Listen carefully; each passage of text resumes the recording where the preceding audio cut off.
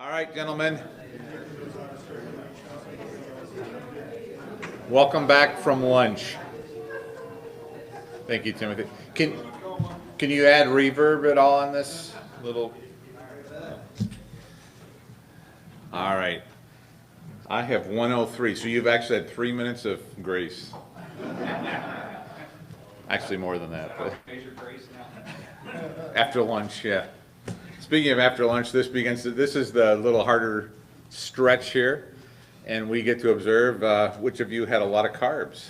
So we start seeing the heads kind of. The session in just a minute is going to be about under the law, so we'll explore that. This session is fairly short, 25-minute session, and then we have a couple more, and then there is a break for a bit. And you've seen it on the schedule. There's a little break, I think 40 minutes, 50 minutes, around 3:30ish or 3 o'clock, something like that, this afternoon. Tomorrow, so you can look forward to it, a little longer break, an hour and a half or so. If you're brand new here, first year here, you'll recognize this is a pretty action-packed, content-packed kind of thing. So, again, it is, it doesn't offend anybody if you get up and get coffee, or if you need to take a phone call, or just even walk around to stretch your legs, or wake up or whatever. We're all family here, so that's good. Before I jump into the session, remind you of the website. Again, Tim really worked hard on this, and we are expanding it throughout the time. It is shepherdshaven.online, a new extension, but I think it's relatively new, shepherdshaven.online. And I bring it up, I've had a couple questions on whether or not you can get the sessions or something like that. And I've seen several of you taking pictures with your phones. That's faster than trying to write it down, especially when Alan's going through that much stuff. And you're welcome to take pictures. That's fine. That's a way to get it on your phone accessible. But I pulled this up just to remind you of it, but also to say the resources tab here brings up that. And a little further down, this is this year's stuff. So I think these are in PDF format. So session 1 was, I think it was Alan last night. Here's Alan's stuff from last night, if you remember that. PDF format, you can at least see it printed out. I would suggest, I think Tim's converting it to PDF. That's just the simplest, everybody can read that. If you want some other format, for some reason a PowerPoint format, you could probably email to the Shepherd's Haven email. It's on the website. And we'll try to accommodate you as quickly as we can to get PowerPoint presentations out in that format as needed, if that makes sense. So we're glad to do that. I'm going to shift over. Let's see. And I'm hoping this will now work, and that I've set it up properly. Hey, thank you, Timothy. That's good. All right. So for the next few minutes, about 20 minutes, a quick skim through of under the law, and so we want to see some things and highlight again this. I think is the key verse for the conference. Not everybody's covering it or something, but I think we're tagging off of it in some fashion or another. Romans 6:14, for sin shall not have dominion over you, for you are not under law, but under grace. And again, this presentation will be uploaded. If it hasn't been already, it'll be up there pretty soon. And so we want to explore this phrase, under law, and so we want to explore that a little bit. The issue of the under part, we'll talk about that from just a couple of references, a couple of resources, and we want to work with the under part and the law part, and then put them together under law. So when we're talking about hupo, beneath or under, I have a couple just citing references here. I just copied and pasted in here. This one's BDAG. And I picked the one that seems to fit here generally. BDAG as a whole listing, as those of you who work in BDAG.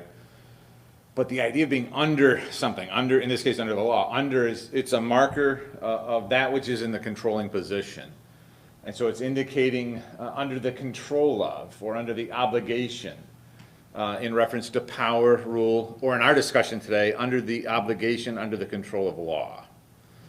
And that's actually cited here in BDAG in 6:14, which we have cited now, in 6:15, the next verse.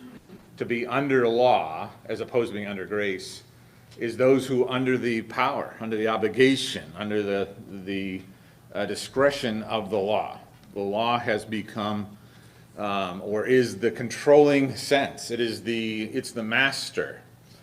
And I'm not going to develop it fully here now. This will be somewhat what Lawrence and I will cover in a session on Thursday. But part of the issue of grace and sanctification is not being under law, that is, not being under the control of law, but being under grace. There are issues of control, that is, and you'll think of words, I'm working in Romans somewhat here for this conference, but issues of control meaning dominion, subjection, slavery, mastery, those kind of things. And those are words that are going to show up in clusters in Romans as you work your way through that. And part of, again, not really spoiler alert, but part of looking ahead into the section, basically Romans 5 through 8, when we're working on, we move out of justification and into the growth, into the sanctification issue, there is Paul's extended discussion. It's really one of his, I think it's his longest discussion, single unit, from chapter 5 into chapter 8 in Romans, is dealing with who's going to be in control. Is it sin and the things that are attached at the law and death, or is it going to be grace? And so we'll develop that a little bit along the way. I hope we can do a conference on that sometime. That would be a tremendous thing. Another reference, saying essentially the same thing. This is Young's Intermediate Greek Grammar. Under the law, huponomon, again, deals with authority. He's going to concur, say the same general thing. Hupo denotes the person, institution, or power that exercises control or authority over someone, over something. And so he again cites Galatians 4, which Alan worked on. Christ came to redeem those who were under the power of the law. The law had authority. It was the master. It was the dominating factor in our lives. And so when Christ came, he came to free us from that. So there's, again, that cluster of words that we'll touch on Wednesday or Thursday, a little bit of each. We, not only in the issue of justification, that is pre-salvation issues, sin was the only master that we knew. Sin was it. We were under the curse of sin. We were under the power of the law, and thus under the reign of death. If you remember, death reigned from the time of Adam to the time of Christ. And so that cluster of control words, dominion, reigning, submission, subjection, and so on. But in Christ, we have been justified. Now we have the opportunity to experience freedom from the law, freedom from death, and to actually live under grace for Christ. And so those are the kind of things.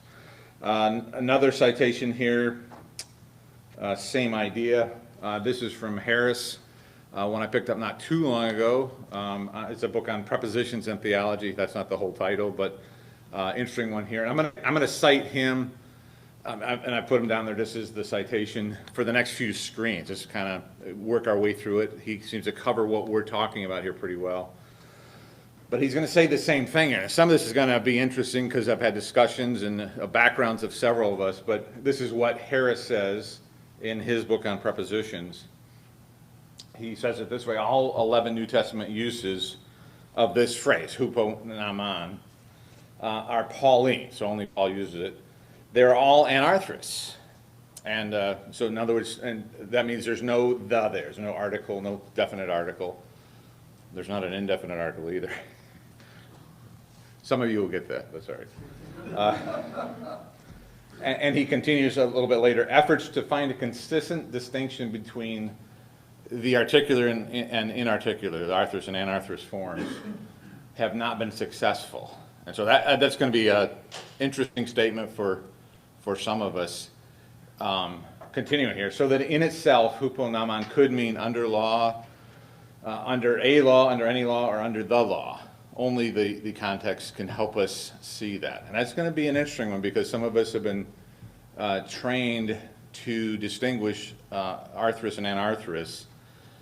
And I'm just throwing it out there. This is what Harris is saying. I'm saying I've been coming across this for a while.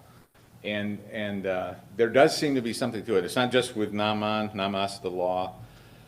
You can fill in some other nouns. And it gets challenging to try and make a full distinction between arthrus and anarthrus every single time, apart from the context. And I know that's going to be interesting for some of you who are trained by my dad. So I'll throw it out there. You guys can think on it a little bit, but I'm just kind of introducing some thoughts here. But for those of you who are not Greek grammar and you're not into articles and non-articles, it's the difference between when the actual Greek text says the law rather than just law. And so he is making the statement, Harris is making a statement. There have been attempts to frame a biblical theology around the article is there or not, and make it very consistent, and that's hard to do. It's hard to do. And I think that applies in other categories as well. So I'll let you think, and you can ask questions later, but we'll move on. So what we want to, again, I'm still quoting or citing Harris here. He comes up with 7 uses of law, and that Paul uses. Again, I'm suggesting Paul and Romans in particular. That's where I've been concentrating lately for the conference. So when we ask the question, what is law, or what is the law, what is Paul talking about? And other authors, you can do your own citation. Some of the commentaries that work in the text will work you through this. And obviously not every commentator will say the same thing in each specific reference, each specific text. And my point is, I'm not here to try and convince you that Romans 6:14 is particularly this. I've already said I think it's Mosaic law, but that's not my point of this. My point here is broader, is that in your own study, working through Romans and other places where the law occurs, it does not always mean Mosaic law. That seems to be the strongest one, but Harris is suggesting 7. I think this captures probably all or most all of the potential nuances or specific uses. The first one is the Torah or the Pentateuch. And again, I don't have references for all these, so I'm doing some of this from memory here. But this would show up, for instance, in the Gospels on different occasions when Jesus said, the law and the prophets speak of such and such. All right, the law and the prophets. You remember that on, it's not 100 occasions, but on a handful of occasions, he says something to that effect. The law and the prophets testified this or that. Well, the prophets are the writings, Samuel, Chronicles, and so on. Those are the prophets. And probably when it's only law and prophets, it's probably law, which is Pentateuch, and everything else. On occasion, I think there's once or twice he throws in a third category, if memory serves. You remember what that is? Law, prophets, and the Psalms. All right, law, prophets, and the Psalms. And those were kind of the divisions of the Old Testament that covered the bulk of it. But there are going to be times when the word law, namas, is going to refer to that whole thing, the category, the Mosaic law at large. And then number 3 on there, they're not enumerated, but the third bullet point, it can actually encompass the whole Old Testament. From time to time, if they're referencing, this is our law, this is the way we look at it, meaning it's the Old Testament writing. And so it can cover the whole thing.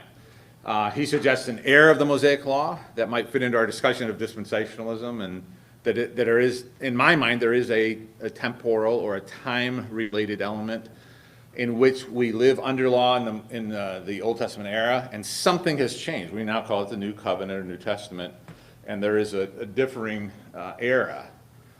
So that's 1, 2, and 3. It can also mean a norm or a legislated standard. In other words, not the Old Testament law, not Mosaic law, but some law, somebody's law, Roman law, whatever it might be. The next one is a legal system. A legal system. There could be references like that. A couple of the interesting ones would be the last 2. There are times, I'm going to show you a reference or 2 here in a moment, but there are times when the word namas, the word law, is going to mean principle. And so there is a Paul will call it a law, but he seems to me, what makes the most sense in the context is This is a standard operating procedure. This is a principle at work. It's not the Mosaic law. It's the law of nature. It's the law of how things normally work. I'll show you a reference or two like that. And then legalism or nomism, the sense of legalism. And that's, by the way, this one, we have a couple of sessions, I think tonight, this afternoon, tonight. We're going to move our sessions, several of the ones that are coming up this afternoon and into this evening, are focused on the law, very particularly the Ten Commandments, and so laying out some hermeneutical principles and some theories and some doctrine about it. And then we actually have a message from the Ten Commandments. We want to do a practical one. How do you preach it? Well, here's a message. And then some discussions that deal with, again, my thesis, and I didn't write Murray Harris's book or anything, but the concept of legalism, which it just seems to be, not just in fundamentalism, which is my thesis, is there's just a tendency that we in our circles just tend to have this judgmental attitude sometimes, a non-grace attitude sometimes, and it shows up in external legalism kind of standards. And that seems to be the tendency. I mean, as we read through the New Testament, Alan was in Galatians, and if you remember last night, he was saying, reading the text there, who wishes to go under the law? Well, apparently the Galatians did. There seems to be a bent of humanity. It is a lot. I will say this is practically, as a parent, as a pastor, any of you who are teachers and that kind of thing, it's a tendency, partly, I think, because it's a lot easier to try and develop and monitor external standards. And the law, this is a longer discussion I'm going to do in this session since I have about 6 minutes left, but the law tends to be external. There's an internal component. But grace is internal. It's internal that works its way outward. But it is easier in parenting, it's easier in pastoring to deal with externals than it is to deal with the hearts of people. And so I think there's a tendency in that direction. Again, I'm still citing Harris here from his book on prepositions and theology. Here's his wording. It's also relevant to remember the expression hupotenai means to be under someone's power, denoting subordination under some controlling person or personified entity.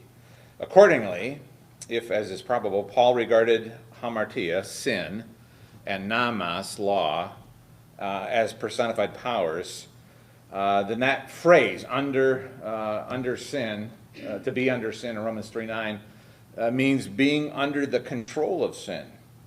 And he gives a couple of translations to try and work out it. Goodspeeds is in subjection to sin. The TCNT, under the power of sin, NIV 2, same thing. It could mean to be under the control of the law or in bondage to the law. And again, we're going to see that. You can, as you're reading in days to come and so on in Romans, that is one of the central issues in the central text of Romans 5 through 8 is who is in control, who or what is in control. Is it sin, law, and death, or is it grace in life? And so we'll try and pursue that a little bit in the next day or two. Here's some, again, still citing Harris, some paraphrases he suggests for the phrase under law, huponamas. And so in Romans 6:14, which we've read, for sin shall no longer control you because you do not live under the rule of the Mosaic law, but under the sway of God's grace. Again, these are paraphrases, but it's that idea of being under the control. Romans 6:15, the next verse, what follows then? Are we to sin because we do not live under the reign of the law, but under the control of God's grace? Certainly not. 1 Corinthians 9, to Jews I become like a Jew in order to win over the Jews. To those subject to Jewish law, that's how he's paraphrased, subject to Jewish law.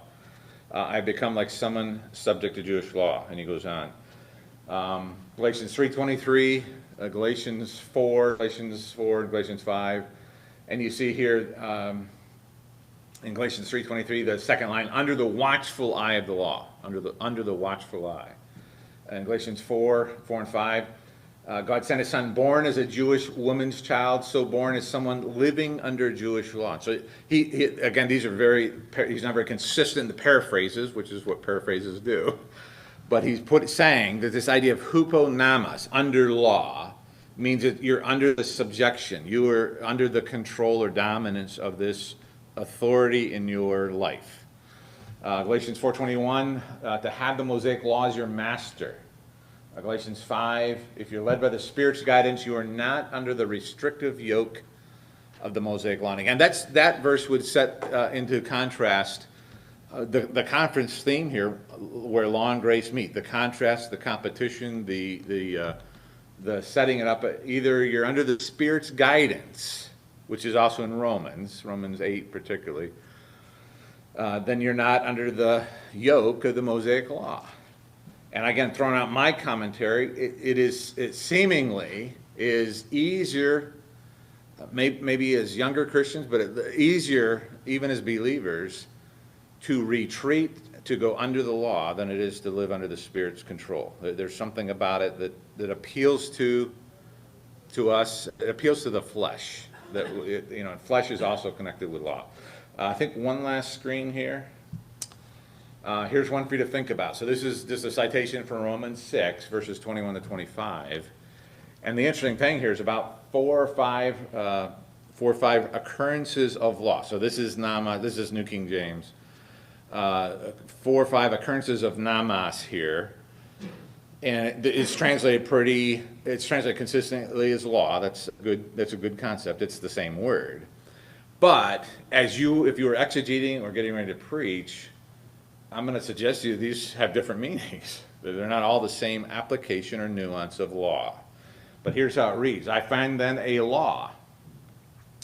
I don't think that's Mosaic law. But I find a law that is present with me, the one who wills to do good. I'm the one who wants to do good, and I find a principle at work. So a law that's here. He continues, 22, for I delight in the law of God, according to the inward man, but I see another law in my members, warring against the law of my mind and bringing me into the captivity to the law of sin, which is in my members. So there's a lot of laws going on here. They're not all the same. If you're going to work through this, you got to, and again, my point is not to exegete. I've timed it just about right where I can say the time's up and let you figure it out.